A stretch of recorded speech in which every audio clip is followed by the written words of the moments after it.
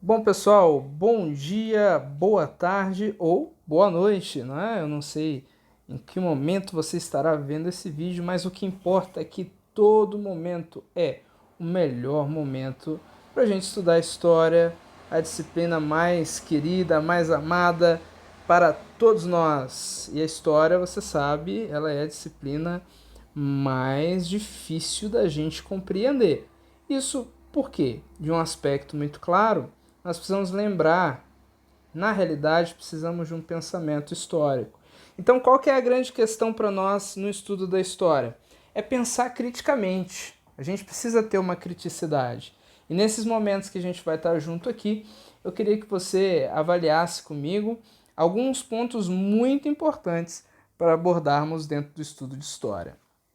Então, para você que não me conhece, eu sou o professor Lucas W. Borges e você pode estar conectado no nosso Twitter, @alinhadotempo, onde eu sempre estou colocando desafios, atividades e, inclusive, esses slides que você está assistindo aqui, você pode encontrar lá. Bom, vamos lá então direto para a história? Uma introdução aos estudos, claro, lembrando que a história está dentro de um conjunto de ciências que se chama ciências humanas. Então, ela é uma frase para a gente começar. O tempo é muito mais do que as horas marcadas por um relógio, ou os dias de um calendário, ou os anos de um século. É também tradição, mentalidade e ritmo. Isso aqui para a gente começar a pensar, e é isso que a gente precisa alcançar. Ter uma mente histórica, ter uma mente que começa a pensar de forma crítica. Veja só, história, pessoal, não é decoreba. Anule isso na sua cabeça. Para a gente ter um melhor aprendizado na matéria de história, gente, nós precisamos ter uma criticidade e um pensamento histórico. Isso é extremamente importante. Por isso, precisamos primeiro lembrar que a história ela não para, ela está em constante movimento. E talvez você pergunte assim, mas o que a gente vai estudar em história? Lembre sempre que a história está preocupada com a ação do homem dentro do espaço-tempo. Ou seja, tudo aquilo que o homem produz, a gente vai chamar de cultura. Por isso que nós vamos começar os nossos estudos pelo surgimento do homem. E aí a gente começa a fazer na nossa cabeça e ter na nossa mente um sentido para as coisas. Esse sentido vai estar sempre relacionado à ação do homem. Essa ação do homem que chamamos de cultura, ela está dentro de um espaço, ou seja, ela está dentro de um local geográfico, se é na Europa, se é na Ásia, se é na América, e ela está dentro de um tempo. Quais são os séculos? Século XII, século XVI. Então, é essa ação dentro desse espaço-tempo que a gente está procurando saber. A cultura ela é material quando a gente tem algo físico do homem. Então, por exemplo, quando esse homem deixa ferramentas antigas da pré-história, a gente começa a entender que isso é uma cultura material. E imaterial é aquela que é passada por meio de valores, de éticas. É justamente através disso que a gente não consegue pegar e nem manipular, mas que está na consciência coletiva. Então, olha só, a história está dentro de um conjunto de ciências que chamamos de ciências humanas, que é diferente das ciências naturais, porque ela é interpretativa, pessoal. Eu preciso de interpretação. Perceba que ela tem um jeito de ser feito, ela tem um método a ser feito, só que ela precisa ser interpretada, ela precisa ser analisada. E o trabalho do historiador é um trabalho de interpretação das fontes históricas. Mas é claro que para isso ele pode procurar em outras ciências, em outros estudos, pesquisas que venham complementar o seu trabalho. Então nós temos a arqueologia, paleontologia, geografia, psicologia, sociologia e vários outros estudos e ciências que vão auxiliar no trabalho do historiador. E olha que coisa, se a gente está dizendo que então o historiador precisa de fonte, ou seja, ele precisa de um material para trabalhar, nós estamos dizendo que a matéria-prima da história são as fontes históricas. Então, galera, não existe história sem fonte. Então pode ver que quando você for fazer uma prova, quando você for fazer especificamente algum teste, vai estar sempre lá uma fonte histórica para você avaliar. Sempre vai ter, às vezes, um texto, um documento, sempre vai ter um quadro, uma pintura, alguma coisa que seja uma fonte histórica, ou seja, que dali a gente consiga extrair alguma coisa que traga o conhecimento científico e objetivo do passado. Eu dividi aí em 3, a fonte escrita, fonte não escrita e fonte mista, para simplificar para a gente. Fonte escrita vai ser sempre aquela fonte que a gente consegue, por meio de símbolos e representações escritos, chegar a conclusões. Primeiro exemplo, os hieróglifos egípcios. Através dessa fonte escrita, a gente consegue compreender o modo de vida, a forma de comunicação dos povos do Egito Antigo. Um exemplo de uma fonte não escrita é essa casa pré-histórica, feita de pedras. Percebam, não tenho nenhum detalhe escrito, ela é totalmente física, material. Então, é uma construção. Por que ela não é escrita? Porque ela não possui nenhum ideograma como aqueles representados do lado nos hieróglifos. Mas ainda assim é uma fonte, porque é uma fonte que nos permite entender a tecnologia de construção da época, a forma de organização do espaço. Eu posso entender como esse homem pré-histórico vivia e sobrevivia. Olha que coisa interessante. Então, é dali que eu extraio muitas informações históricas e essa compreensão é fundamental. A gente precisa olhar para uma fonte e entender quais informações eu consigo extrair e tirar delas. Isso vai facilitar 50% do meu caminho ao responder uma questão. Fonte mista já seria a junção entre os dois pontos. Então eu tenho aí um exemplo de uma iluminura medieval e a gente tem uma imagem do seu lado esquerdo e essa imagem representando a passagem da crucificação de Cristo e do lado um escrito. Ou seja, ao mesmo tempo eu tenho duas informações, por isso que ela é mista. A gente tem informações que vão nos dizer qual era o tipo de pintura da época, por que se representava dessa maneira, e do lado, qual era o tipo de escrita, e dessa forma eu posso até fazer uma questão sobre a nacionalidade. Se eu souber a escrita, eu sei da onde ela veio. Então olha que coisa interessante para a gente avaliar questões de fontes históricas. Então o trabalho do historiador, gente, é analisar, é criticar, fazer uma crítica interna, ou seja, olhar para dentro do documento, para dentro dessa fonte, e uma crítica externa. Comparar essa fonte com aquelas outras informações e documentos que a gente tem daquele mesmo período. Esse é o trabalho do historiador. Então, a gente, para responder uma questão de história, precisa ter isso na cabeça. Como que eu vou responder uma questão de história se eu não penso historicamente? Então, a partir de hoje, coloque isso na sua cabeça. Você vai pensar historicamente. Você vai entender. Isso é o mais importante. Não é decorar, mas é entender os processos que se dão daqui em diante. Então, não deixa o medo começar a tirar o seu foco. Não, de maneira nenhuma. Começa a focalizar exclusivamente naquilo que diz respeito à compreensão daquilo que é história. Bom, na história você sabe, a gente marca o tempo. Então é dentro de um espaço, tempo e a ação desse homem. Só que durante a história, muitas pessoas marcaram o tempo de forma diferente, muitos povos, muitas civilizações. Nesse caso, eu coloquei 3 exemplos para a gente analisar. O tempo da natureza, que a gente pode chamar de tempo cronológico, que é aquele que é passado pelo dia, pela noite, as estações do ano ou as fases da lua. Você já deve ter visto algum texto que começa dizendo há 5 luas atrás, ou então dizendo outono de 1980. Então essa é uma forma de marcar o tempo. O tempo cultural seria com aqueles padrões específicos de uma determinada sociedade que pode englobar aspectos religiosos, não é? Então, cada civilização pode procurar contar o seu tempo de forma cultural. Por exemplo, nós, no mundo ocidental, contamos o tempo com antes e depois de Cristo. E, por último, o tempo social, que é para a gente entender que pode estar reservado a alguma época específica.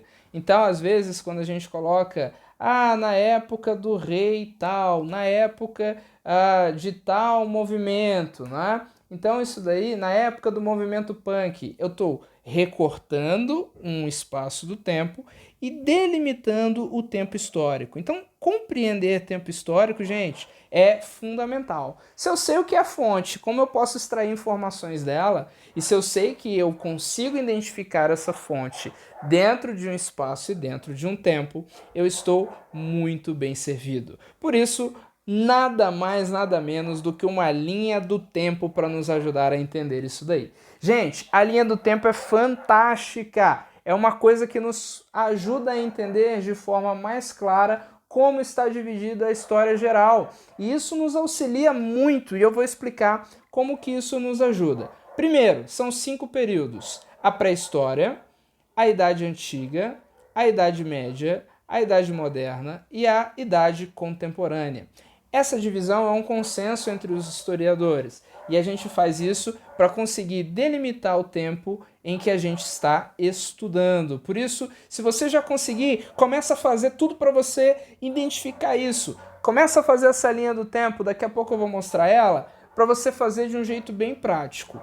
Mas só para a gente entender, professor, de onde até onde que vai esses períodos? Que vão esses períodos? Vamos lá. A pré-história começa com o surgimento do homem, porque lembra, a história estuda a ação do homem, ou seja, a cultura material e a cultura imaterial. Então a gente vai começar o período chamado pré-história com o surgimento do homem e acaba com a invenção da escrita, ok? Então é um período em que a gente tem mais artefatos e a gente precisa muito da arqueologia para entender. Segundo, Idade Antiga. Começa, lembra, um período vai começar sempre onde o outro termina. Começa com a invenção da escrita, termina com a queda de Roma. Aqui em Idade Antiga a gente vai ver povos mesopotâmicos, Egito, Grécia, Roma. Após a queda de Roma, começa a Idade Média. Tenho certeza que você já ouviu falar. Cruzadas, Inquisição, feudalismo, estão todos eles dentro aqui de Idade Média, que vai da queda de Roma até a queda de Constantinopla. Depois, a Idade Moderna, que marca a ascensão da burguesia. E aí você vai lembrar que ele vai da queda de Constantinopla até a Revolução Francesa. Então parece assim, num primeiro momento, muito difícil, mas não é, porque você vai começar a pensar historicamente. A sua cabeça vai começar a ser uma cabeça totalmente voltada não para decorar, mas para a compreensão dos fatos históricos. Idade Moderna é o último período, que a gente vai da Revolução Francesa até os dias atuais. Tá aí Hitler, você já sabe, Primeira Guerra, Segunda Guerra e tantos outros fatos, como a Revolução Americana e a Guerra Fria, nós estudamos aqui na Idade Contemporânea. Então olha só, uma dica muito importante. Você vai fazer uma seta. Essa é a melhor maneira da gente puxar uma linha do tempo. Professor, posso fazer uma linha? Não. Professor, posso fazer uma reta? Não. Professor, posso fazer uma semi-reta? Não. É uma seta. Seta, gente, não se esqueça, a história está em constante movimento. Se você não coloca a seta, você está dizendo que a história acabou. Não, faz uma seta. E essa seta aqui você pode fazer na fronha do teu travesseiro, você pode fazer no chão do teu quarto, você pode fazer na parede da tua casa, você pode grudar no teto do seu quarto, você pode botar no espelho do banheiro. Você vai conseguir aprender isso daqui. Isso é algo fundamental para a gente compreender de uma forma linear, claro, mais lógica, nesse momento, para todos os testes e provas que a gente precisa fazer. Vamos lá. Primeiro, puxamos a seta, a gente pode colocar os períodos: pré-história, Idade Antiga, Idade Média, Idade Moderna e Idade Contemporânea. Isso aí, você pode muito bem compreender que é sequencial. Você sabe onde está cada fator, mas você fala: professor, como que isso daqui vai virar uma meleca no meu caderno? Não, não vai virar. Porque você vai fazer o quê? Você vai separá-los, né? É óbvio, para não ficar aquela coisa misturada. Separou, você pode puxar o que determina o início de cada período. Pré-história, surgimento do homem, invenção da escrita, Idade Antiga, queda de Roma, Idade Média, queda de Constantinopla, Idade Moderna, Revolução Francesa, Idade Contemporânea. Aí você pode pensar: professor, posso colocar embaixo da seta essas informações? Não, porque embaixo da seta nós vamos colocar os elementos conceituais de cada período. Então a gente tem 5 períodos históricos. Eu vou dar um exemplo para você. Na pré-história, a gente tem 3 períodos: Paleolítico, Neolítico e Idade dos Metais. Então, para que eu vou utilizar esse espaço embaixo de pré-história? Para botar as informações que para mim são mais importantes. Para botar aquelas informações que para mim, na hora de estudar, vão ser as mais relevantes. Por isso, os pontos de transição entre esses períodos, você não coloque embaixo, coloque em cima, que senão aí sim vai virar uma meleca só aí no seu caderno. Então, claro, a gente ainda não viu os outros períodos, basicamente, mas esses outros períodos eu vou colocar um X aqui, nós vamos sempre completando. Então essa linha do tempo nós vamos usar sempre. Professor, quando que eu vou deixar de ver essa linha do tempo? Nunca! Então essa linha do tempo ela vai estar sempre te acompanhando ali, conforme a tua vida. Pensa você correndo, pensa você vivendo a tua vida. Essa linha do tempo está te acompanhando, essa seta está seguindo você. E é isso que a gente precisa compreender, gente. Se você entender e tudo que você achar que é importante daquele período quando a gente estudar, acrescenta aqui de baixo. Então esse é o momento de você dar pause, dá um pause aqui, um stopzinho aqui no nosso vídeo, copia essa linha do tempo, reproduz ela, parede do quarto, fronha, teto do quarto, caderno, se tiver uma forma mais tradicional, né, mais corriqueira, você pode fazer numa folha mesmo, não tem problema, nada contra a folha também.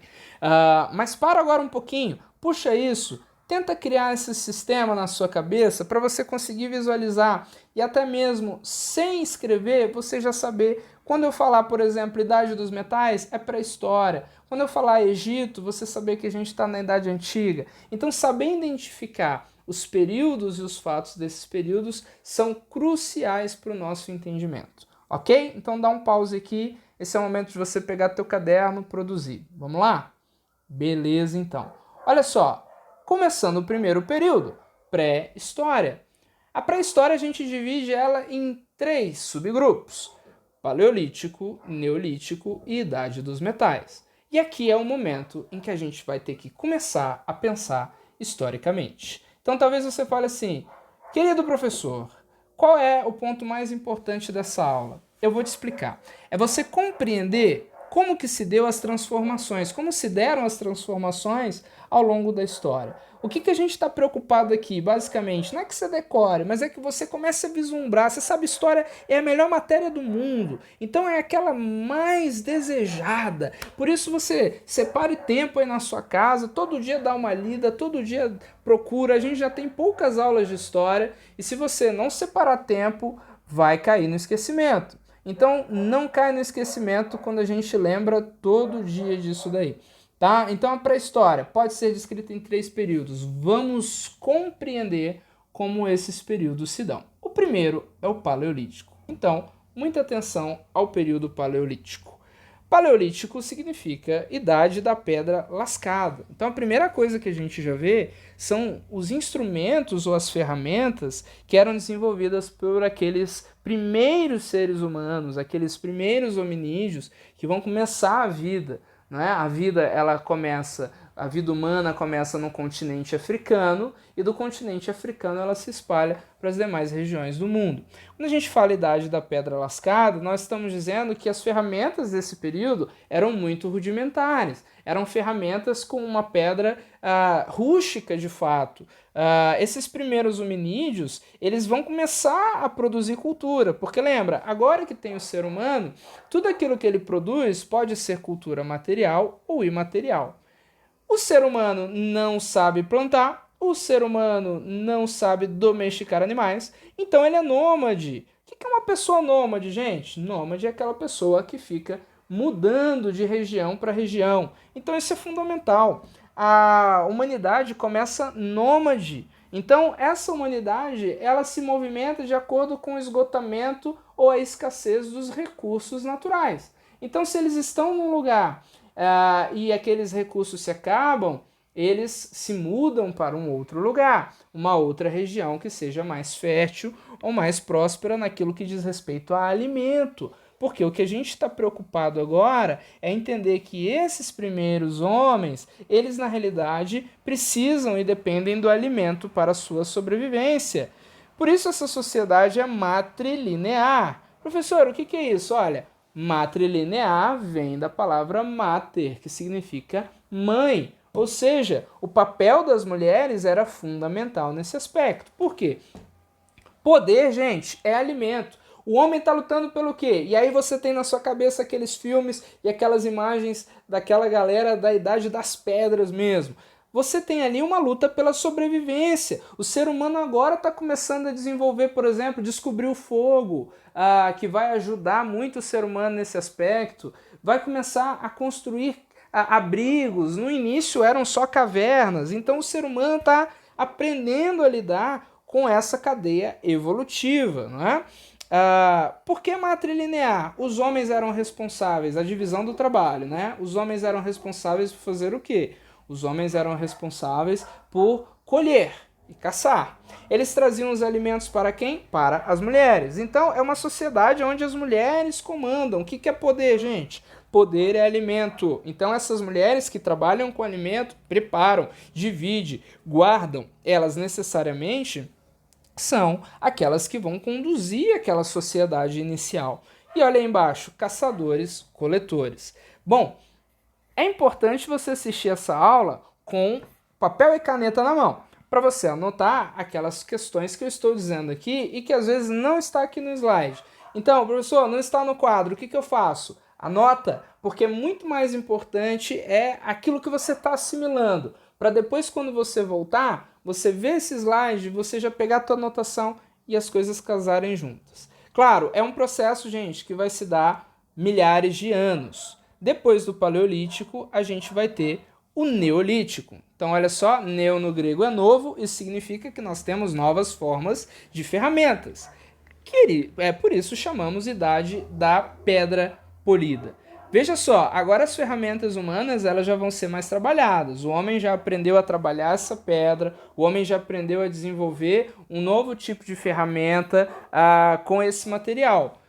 E agora a gente vai ter um processo extremamente importante nesse andamento. Antes a gente não tinha muita gente, eram pequenos grupos esses hominídeos. Por quê? Justamente para resguardar o esgotamento daquele território. Então, imagine, você conquista um território, você tem alimento ali para 15 pessoas, você tem alimento para um mês. Agora, se o teu grupo tiver 30 pessoas, aquele alimento que era para um mês vai durar só 15 dias. Então, eles estão pensando sempre na sobrevivência. O período neolítico é muito importante por conta disso que eu coloquei aí, Revolução Neolítica. Gente, a Revolução Neolítica ela é fundamental na compreensão do ser humano e daquelas sociedades. O que foi a Revolução? Olha só, Revolução. Se eu falo essa palavra, o que vem na tua cabeça? Revolução, pensa aí. Revolução, a pessoa já pensa, é uma mudança drástica, é de fato uma alternância, é uma transformação. O que é uma revolução? A gente pode dizer que é uma mudança radical, gente. Olha só, o homem a partir de agora, ele vai começar a ter o domínio da agricultura e a domesticação de animais. Então isso vai ser fundamental, porque o ser humano nesse processo vai deixar de ser nômade. Porque pensa só, se a partir de agora ele domina a agricultura, e isso se dá em milhares de anos para que o ser humano compreenda que existe a possibilidade dele plantar o seu próprio alimento e, ao mesmo tempo, domesticar animais, isso é fantástico, porque o ser humano não vai precisar mais viajar de tempos em tempos quando se acabar o alimento no seu território. Então isso é muito interessante da gente ver esse processo. O ser humano, ele tá... O que a gente está vendo se formar aqui? A civilização humana, que a gente vai chegar nela um pouco mais para frente. Observa que eu botei aí clãs ou genos, que era a forma como estes grupos se estabeleciam. Esses primeiros grupos de homens, eles na realidade se formavam grupos familiares. Pequenos grupos, grupos pequenos de fato, mas grupos familiares. Então, Paleolítico é o surgimento do homem e esse desenvolvimento.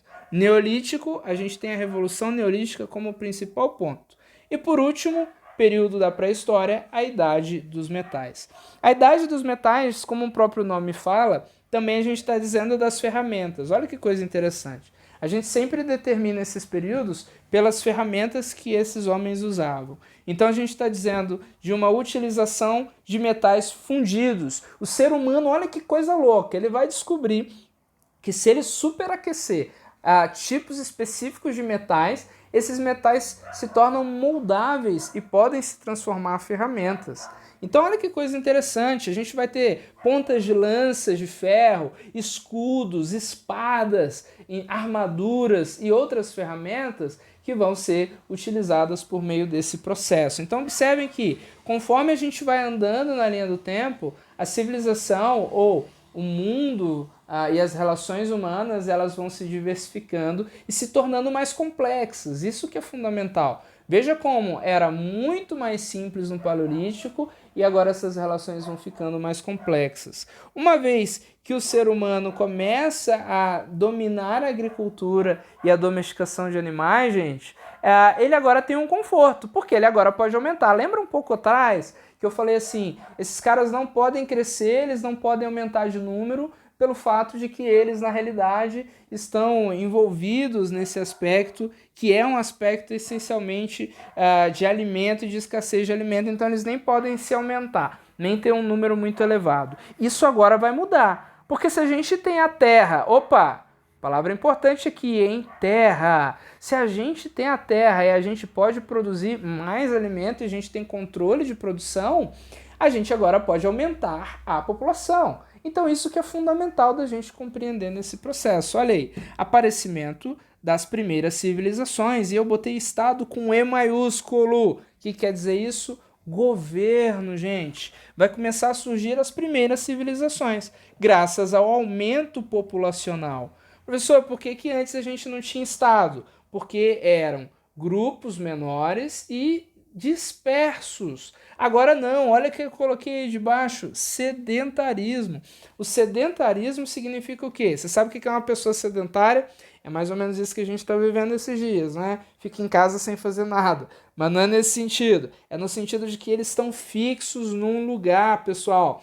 Isso é muito importante. Estar fixo no lugar significa que ele agora pode estabelecer ali a sua casa, a sua família, a sua forma de vida e o seu jeito de viver. Mas é claro, gente, o que é mais importante agora? Terra. Então grave isso. O poder está naquilo que diz respeito à terra. Quem tiver terra vai ter poder. É qualquer terra? Não, querido professor, não é. Muito bem, boa resposta. Não é qualquer terra, senhoras e senhores, porque nós estamos dizendo o quê? Terras férteis. Não adianta nada uma terra que não produz. A gente precisa de uma terra que seja produtiva. Por isso que muitas dessas civilizações no início da Idade Antiga, elas vão surgir próximas a rios, próximas a regiões férteis, por isso elas vão ser chamadas de sociedades hidráulicas ou de regadio, porque elas nascem próximas aos rios. Então, sedentarismo, agora a gente vai parar com essas movimentações. Mas é claro, gente, a luta agora é por terras férteis, porque quanto mais terra fértil eu tiver, mais poder eu tenho. Por isso a sociedade passa a ser patrilinear. Olha só, é o contrário de matrilinear. Patrilinear vem de pater, que significa pai, ou seja, figura centrada no sexo masculino. Professor, por que a sociedade muda? Pensa bem, poder agora é terra. Quem que faz guerra, quem que vai defender a terra são os homens, né? Então eles vão ter o papel de proeminência e destaque nesse momento, porque são eles que vão conquistar essa terra e são eles que vão defender essa terra em futuras guerras. Observa que o armamento também está mudando. Se antes na pedra, no Neolítico, pedra polida, a gente tinha um material ou armas ainda arcaicas, como arco e flecha e tal, agora a gente vai ter já uma espada, um escudo, lanças que vão, de fato, demonstrar que existirá guerras para o domínio dessas terras férteis. Então a briga pelo poder é uma briga que está dada desde a pré-história. Então olha que coisa interessante, né? Você percebe que nesse processo a gente tem essa alteração dentro da pré-história. Então, importante para a gente não esquecer. Então isso é pré-história, gente. A pré-história vai acabar com a invenção da escrita. Ela começa aqui no Paleolítico com o surgimento do homem e todos esses desdobramentos, Paleolítico, Neolítico, Idade dos Metais, e ela vai terminar com a invenção da escrita. Por que existe a invenção da escrita? Justamente porque agora nós temos um aumento populacional, um aumento produtivo, e a gente vai ter a necessidade de ideogramas ou formas de registro para apontar a quantidade populacional, registro dos reis e até mesmo registros que dizem respeito à armazenagem e quantificação dos produtos, né? Então, para a gente não esquecer, se liga, evolução biológica e evolução cultural. Você sabe, o evolucionismo é fundamental para a gente entender esse processo. Mas eu queria que você lembrasse assim, conforme o ser humano vai evoluindo biologicamente, ou seja, ele vai passando de Homo erectus para Homo habilis, aquelas várias formas, espécimes de hominídeos, ele também vai evoluindo culturalmente. Então a gente encontra, por exemplo, qual é a expressão cultural? Conforme o ser humano evolui biologicamente, ele evolui culturalmente. Ou seja, pinturas rupestres são um sinal e uma expressão daquela época, daquele período. O ser humano está começando a produzir alguma coisa.